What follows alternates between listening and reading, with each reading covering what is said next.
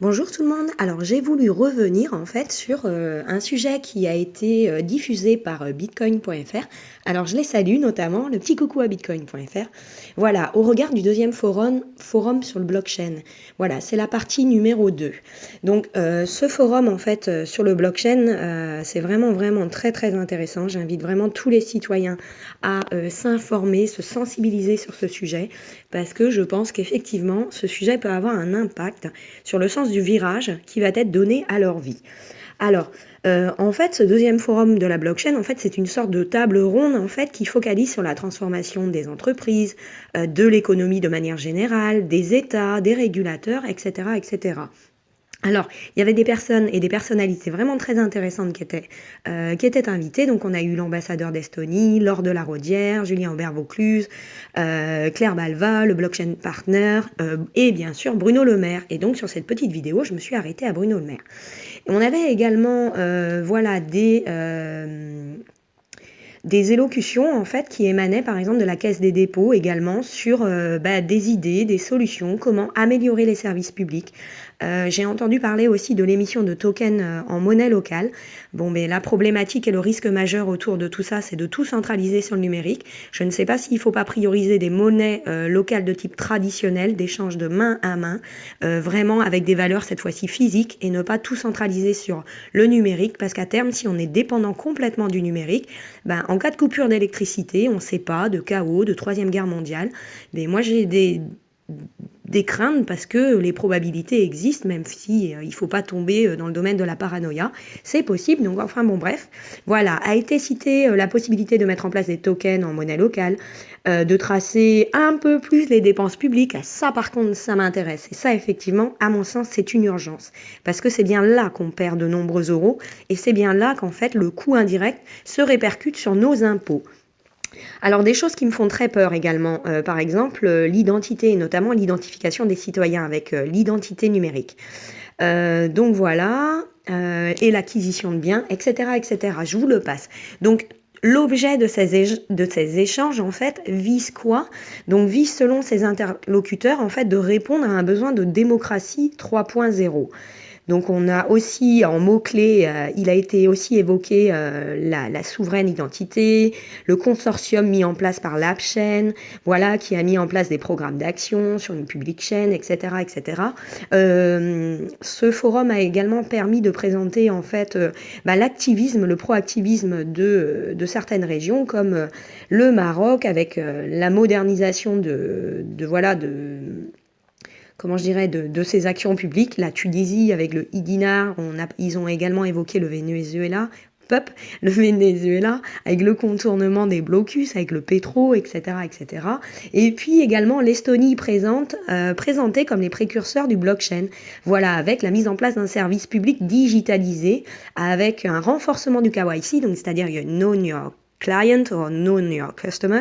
Voilà, donc intégrité de l'information et traçabilité. Voilà, donc là on est vraiment en train de mettre en place quelque chose qui s'apparente à épandre, je dirais, la culture du numérique. Et par exemple, dans le cadre de l'Estonie, ils ont bien évoqué également l'efficacité du réseau.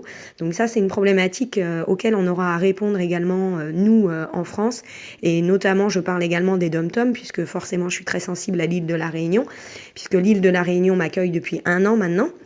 Donc voilà, il y a des problématiques auxquelles il faut répondre un petit peu partout, sans oublier nos dom-toms bien sûr, etc., etc. Alors maintenant, je reviens à mon sujet du jour et le commentaire en fait que j'ai ajouté en fait sur bitcoin.fr. Donc il y a quelque chose qui a retenu mon attention également, c'est que vous avez bien entendu que fin décembre 2017, on a vu les médias, les institutions publiques, les régulateurs s'agiter en disant attention, attention, attention, les cryptoactifs sont une réelle arnaque. Donc on les a vus essayer de se mettre en conformité assez rapidement en écrivant des textes, voilà, l'AMF, la CPR, pour essayer de sensibiliser les utilisateurs aux risques émanant de ces cryptoactifs. Néanmoins, je me pose une petite question quand même parce que on avait l'impression qu'en décembre 2017 et janvier 2018, donc on a eu un pic des cours qui était assez énorme. Moi, personnellement, je ne traite pas. Voilà pourquoi, parce que c'est impossible en France. La fiscalité est vraiment trop lourde. En plus de ça, le poids de l'impôt et la complexité administrative, c'est un boulot à plein temps. Donc pour moi, c'est une perte de valeur ajoutée de m'y consacrer. Donc il y a du boulot à créer à côté. Donc moi, je ne trade pas. Peut-être qu'un jour, si je décide de vraiment franchir le pas et m'expatrier, je le ferai. Mais pour l'instant, en France, pour moi, c'est une perte de temps. Donc, moi, je ne traite pas, mais effectivement, je suis de très très très près tous mes petits collègues qui sont à fond dans le domaine. Et ce que j'ai pu suivre également en regardant les cours, c'est que au mois de janvier, par exemple, on a une chute du market cap qui est avoisinait les 60 à 70%. Et je vous laisse voir au jour d'aujourd'hui, on atteint peut-être même parfois les 80% sur certains crypto-actifs.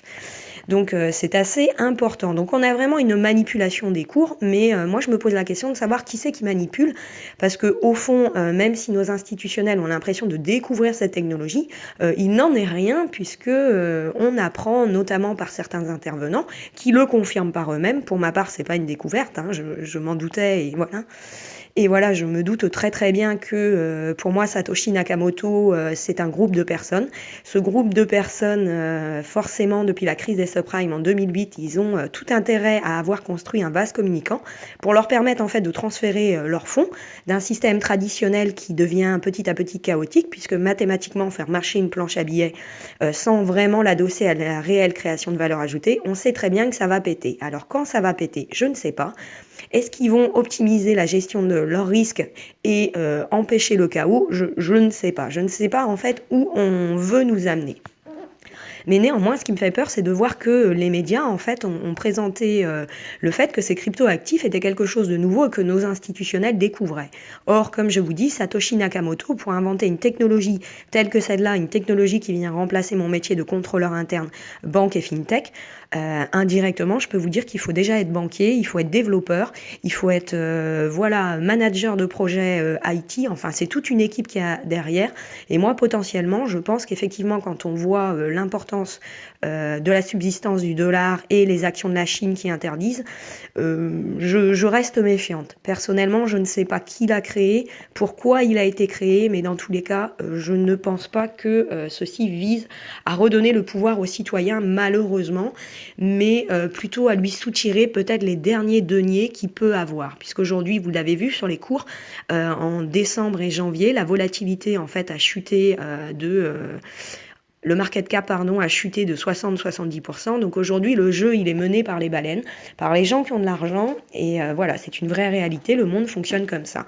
Donc il n'y a aucune logique derrière. Aujourd'hui, on voit que les partenariats avec les différentes blockchains, en fait, augmentent exponentiellement. Et pour autant, il n'y a aucune relation de cause à effet avec la montée des cours ou pas. Donc en fait, il y a... Voilà, on voit bien que c'est piloté, et il y a un pilotage externe, je dirais même il y a du délit d'initié externe, etc., etc. Donc il faut faire très attention à l'investissement dans ces crypto-actifs, puisqu'il n'y a pas de logique mathématique, et même avec des analyses techniques et graphiques. Voilà pourquoi moi je ne trade absolument pas, parce que pour moi il n'y a aucune logique derrière. Donc allez, je reviens là-dessus. Donc la chute de décembre, janvier, les banques qui vous interdisent le transfert de vos monnaies fiat et la conversion en crypto, etc., etc. Donc tout ça, ça a joué également sur la diminution des cours, mais également les baleines certainement qui sont retournées dans le système traditionnel et qui sont reparties spéculer en fait sur les marchés traditionnels. Donc en fait, on a une danse qui est orchestrée avec maintenant deux systèmes. Donc ça nous envoie beaucoup de volatilité. Bon, à côté de ça, je pense qu'effectivement, c'est ce qui conviendrait de cibler. Quels sont les flux majeurs de capitaux qui ont été très précoces sur ces technologies. Et je pense que c'est là qu'il faut cibler le blanchiment, la fraude et la corruption, le terrorisme, etc. On a la possibilité de le faire avec le système blockchain puisque c'est un grand livre de compte ouvert. Donc là est l'urgence à identifier les acteurs, le délit d'initié, etc., etc. Qui c'est qui détient l'argent, qui c'est qui entraîne cette volatilité, qui indirectement impacte la perte de capital pour les petits investisseurs. Donc là est l'urgence. À côté de ça, donc je pense que c'est pas une nouvelle et la Banque de France semble avoir expérimenté depuis 2016 en fait ces nouvelles technologies, donc aucunement surprise. On nous le présente depuis 2018 comme si nos élus ACPR, donc les autorités de contrôle et de régulation, AMF, Régafi, bref, les autorités de contrôle, le FIS, etc., découvraient ces technologies. Et moi, j'ai rajouté, et la marmotte, elle met le chocolat dans le papier alu. Ne soyons pas naïfs. Voilà, des moutons restent des moutons. Et parfois, quand le poil est un peu long, on le tond. Donc voilà. Donc il faut faire attention quand les médias annoncent de bonnes nouvelles. C'est que, à mon avis, le mouton va être tondu. Donc il faut rester vraiment très, très prudent. Parce que même si ces technologies donnent l'illusion, je dirais, d'une démocratie 3.0. Le risque, et notamment quand est évoqué la possibilité de mettre en place des tokens en monnaie locale pour mettre en place la transparence des transactions, c'est à mon sens un risque majeur parce qu'aujourd'hui on réduit les canaux de paiement, les moyens de paiement, et à terme, si tout est orienté vers le digital et le numérique, le risque c'est qu'un jour on en devienne complètement dépendant. Donc le souci de ces technologies, c'est que tout est traçable, je vous l'ai dit, si nos États, nos régulateurs voulaient vraiment contrôler, ils pourraient contrôler, puisque ce blockchain est un grand livre de compte, en quelque sorte, qui est ouvert. Donc là est l'urgence. Donc si on peut le faire pour les grands fraudeurs, on le fera pour nous. Ce qui me fait peur actuellement, c'est qu'on semble plus préoccupé à tracer le petit citoyen que les grands fraudeurs. Donc ça me fait peur et c'est pour ça que j'évoque indirectement l'esclavagisme 3.0. À terme, je pense que chaque maire de commune devrait se sensibiliser au fait justement de diversifier les nouveaux moyens de paiement, mettre en place en fait des monnaies locales qui viseraient justement à redynamiser l'économie locale, la culture locale, etc., etc., le vivre ensemble local et le mieux se nourrir ensemble localement. Voilà, pour être moins dépendant de grands groupes, de grands géants, comme il va arriver à terme avec les GAFA, les Natu, etc. Donc je pense qu'il faut diversifier justement le risque pour que l'on ne soit pas soumis à de l'esclavagisme 3.0. Et c'est pour ça que j'invite chaque citoyen à se sensibiliser sur ces nouvelles technologies et peut-être même à s'exprimer, voilà, à s'exprimer au regard voilà, du RIC, peut-être même de référer liberté, mais il faut vraiment agir, agir, agir. Et se responsabiliser. Alors moi, j'ai mis, c'est juste une question, dans notre avenir proche en fait, quels seraient les risques ou opportunités les plus probables pour les citoyens? Alors moi, j'ai mis que quand on procède un peu comme un contrôleur interne, un peu comme moi, un peu robotisé par son métier, robotisé par ses études. Voilà, on a tendance à procéder à des analyses et des gestions de risques sur la vie au quotidien. Et enfin bref, si je dois le transposer à l'usage de ces nouvelles technologies, moi je dirais que pour moi, l'urgence d'utiliser le blockchain et l'intelligence artificielle, en fait, c'est de gérer un risque pour transformer ces risques en opportunités. L'opportunité viserait à terme à justement réduire le poids des impôts directs et indirects, puisque de par ces fraudes, de par l'évasion fiscale, notamment catalysée, à mon sens, par ces tiers de confiance, ces avocats, ce manque de droit, ce défaut de justice, ce défaut d'application de droit, en fait, on voit bien qu'aujourd'hui, on a des tiers de confiance qui travaillent de concert en fait pour permettre l'évasion fiscale. Donc si ce ne sont pas les grosses fortunes qui payent les impôts, malheureusement ce sont les petits contribuables. Et pour eux, le poids de l'impôt direct et indirect est énorme et ils sont à bout de souffle.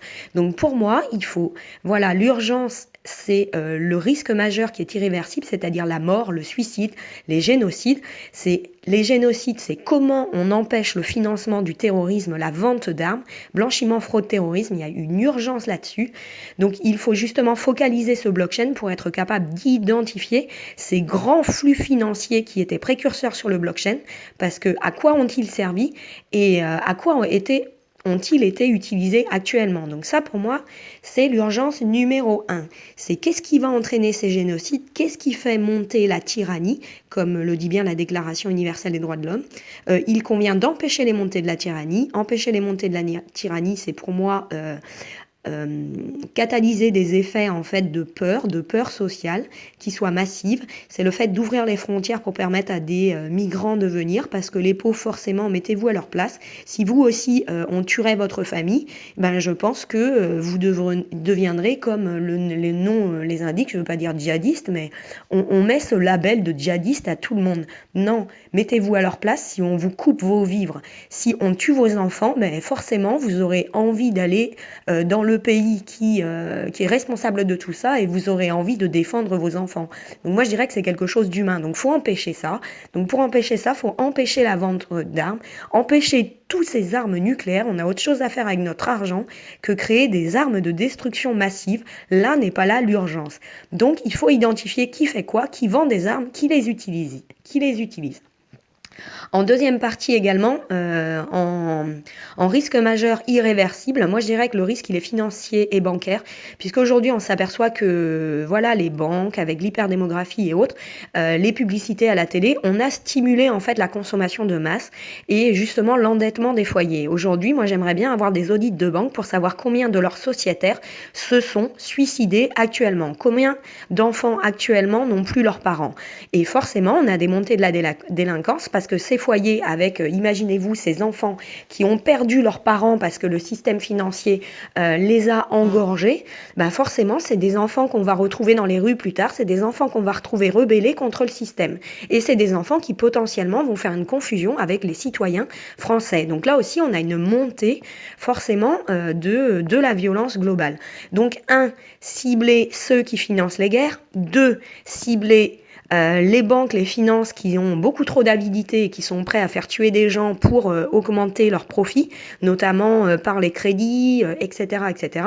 Donc là est l'urgence. Moi j'ai mis urgence 1, gestion des risques quantitatifs, parce qu'en définitive ils sont là. L'urgence, on doit viser ce qui est quantitatif, les flux financiers quantitatifs. C'est pas les citoyens qui globalement ont des flux financiers quantitatifs. C'est bien les grosses baleines ou encore les whales, comme on les appelle, ou encore les oligopoles. Donc, il faut cibler le blanchiment et la fraude interne. Quand je dis interne, c'est interne à l'État. L'État, les élus, le gouvernement doivent être irréprochables. Quand on est élu, quand on a de telles responsabilités, on doit montrer l'exemple, on doit être irréprochable. Donc aujourd'hui, on s'aperçoit que dans notre système, on a un réel sentiment de défiance. Et moi-même, je l'avoue, je ne fais plus confiance à personne, puisque je m'aperçois qu'il n'y a pas de justice, il y a beaucoup d'injustice, vous perdez votre travail, on vous met dehors, rien ne se passe, il faut 6 ans. À côté de ça, personne ne vous donne vos allocations, vous vous faites battre pendant une dizaine d'années, vous ne pouvez même pas déposer une plainte. Enfin, on vit, à mon sens, comme des sous-êtres humains. Donc on nous donne l'impression d'une belle vitrine où on a des droits, mais je ne vois pas les droits appliqués. Par contre, à côté, on nous met beaucoup de devoirs. Donc ça, moi, je pense que c'est pas bien. Donc il faut focaliser sur le blanchiment, le fraude et le terrorisme interne, faire attention aux abus de pouvoir, de droit, les abus de faiblesse, les ventes d'armes, les délits d'initiés, les abus de privilèges et de droits, les défauts de justice, d'injustice, la lenteur ou les défauts de respect et d'application des droits. Là est l'urgence. On a des droits et une justice. Et c'est complètement l'anarchie, c'est le bordel. Donc si on veut rétablir la confiance, il faut, à mon sens, commencer par ça.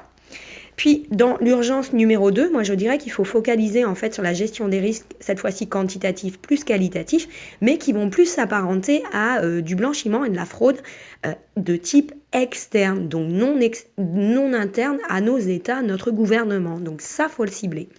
Et puis l'urgence numéro 3, c'est effectivement de penser transposition de ces technologies pour le citoyen, pour que, nos processus gouvernementaux, si vous regardez une chaîne de valeur de porteurs, etc., donc chaque organisme peut être organisé en processus, sous-processus, processus réalisation, processus support, voilà, avec des données d'entrée, de sortie, etc.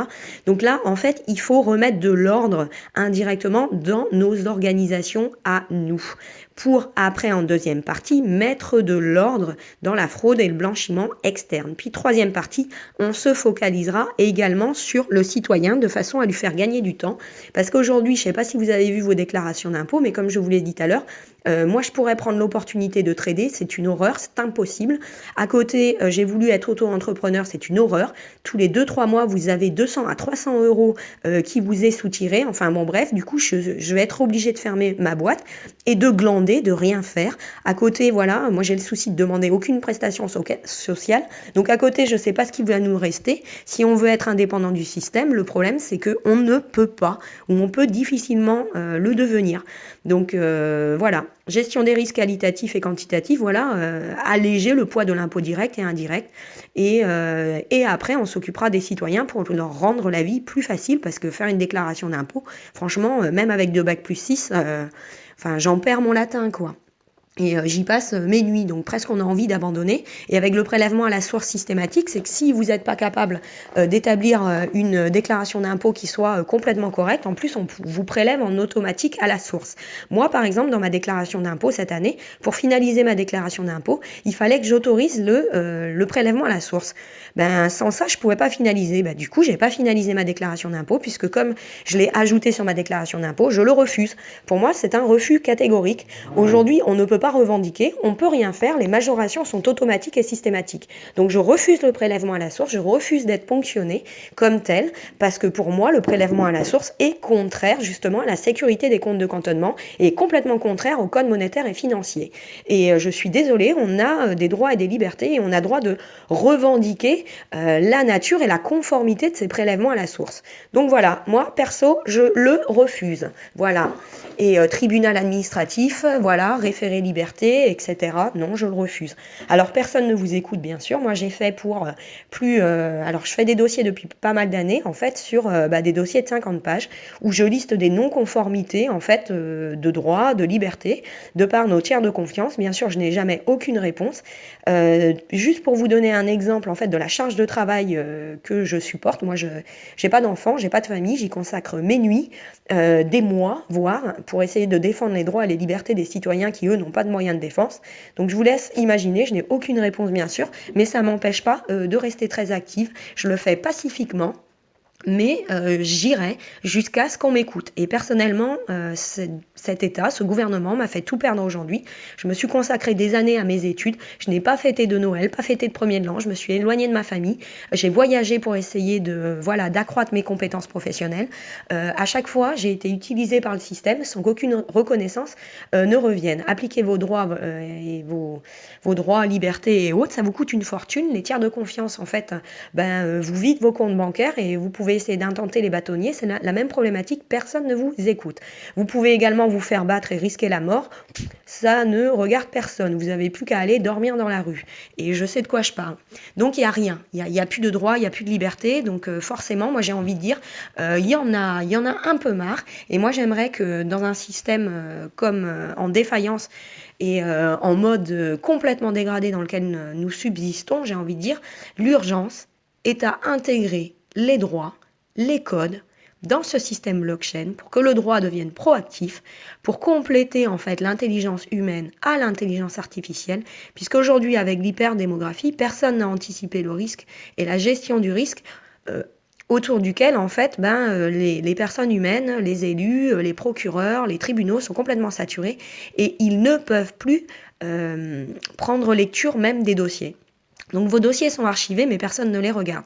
Donc pour moi, si il faudrait combler l'anarchie totale dans laquelle on évolue au jour d'aujourd'hui, la première des actions, ce serait viser à intégrer le droit, les codes dans le blockchain, le rendre proactif, remettre de l'ordre un peu dans tout ce système, focaliser également sur ces élus. Moi, je demande un KYC approfondi, que ce soit les antériorités, les actions, les entreprises, les liquidations. Je demande également à avoir une transparence sur leurs comptes, également une transparence totale sur la fiscalité de ces derniers. C'est le jeu à payer s'ils veulent être élus, il faut être transparent.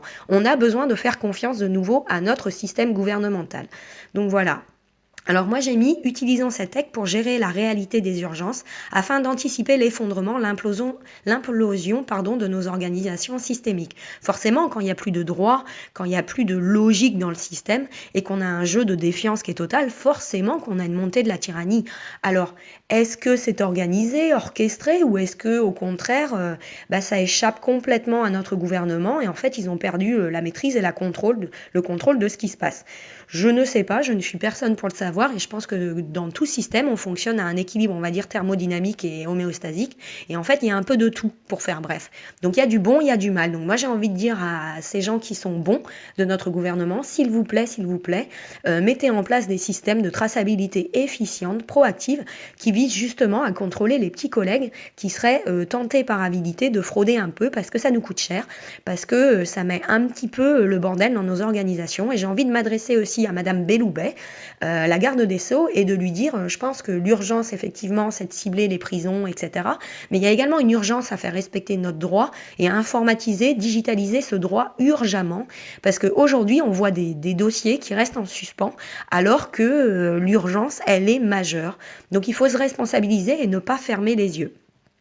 Allez, donc moi je vais dire, utilisons cette tech pour gérer la réalité des urgences afin d'anticiper l'effondrement, l'implosion de notre organisation systémique. Voilà, ce n'est que mon humble avis. Ne faut-il pas agir par ordre d'urgence des risques pour établir les priorités ? Et hop, je vous libère pas trop encore. C'est voilà, ce matin, moi j'ai refait une deuxième écoute de ce fameux forum, cet échange. Et effectivement, c'est très très intéressant. Merci à tous les intervenants également pour la richesse de vos interventions. Mais j'ai voulu quand même dire un petit mot aussi à Monsieur Bruno Le Maire, au gouverneur de la Banque de France, Villeroy de Galhau et autres autorité. Puis j'ai eu envie de rappeler quand même quelque chose, c'est qu'aujourd'hui on parle d'encadrer, de tracer, c'est très très bien, mais on voit que dans l'organisation de nos systèmes traditionnels, il y a déjà des gros défauts, des modes dégradés, et il y a déjà des grosses non-conformités. Alors effectivement, on parle de label, c'est bien de parler de label, mais à mon sens, ça n'a plus aucune valeur, puisque j'ai voulu rappeler un exemple, c'est que aujourd'hui, par exemple, pour obtenir un agrément d'établissement de paiement, donc exercer des activités de paiement, donc qui vont plutôt au regard de banques et de fintech, pour faire simple. Donc voilà, vous êtes une banque et une fintech, donc pour exercer, il vous faut un agrément d'établissement de paiement, ou établissement de crédit, ou établissement de monnaie électronique, etc. etc. Donc bref, vous avez un dossier à formaliser et un dossier assez lourd à réaliser. Néanmoins, le petit problème de ces dossiers, c'est qu'il faut 1 an, voire 1 an et demi parfois, voire beaucoup plus, pour que ces dossiers soient validés par les autorités de contrôle telles que l'ACPR.